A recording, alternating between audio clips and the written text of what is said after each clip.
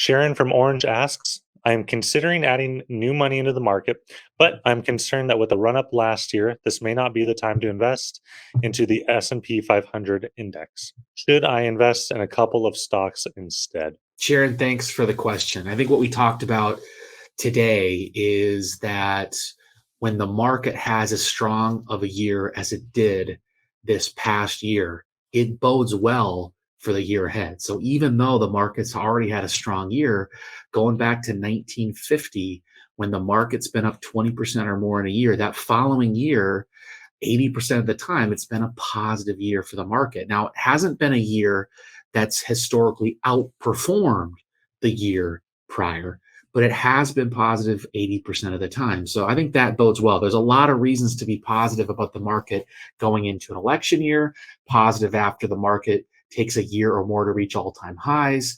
There are a lot of positive reasons why you still could be an index investor. The question is, what index do you want to be in? And are there better opportunities? Maybe you want to consider buffered ETFs. Maybe you want to consider small caps.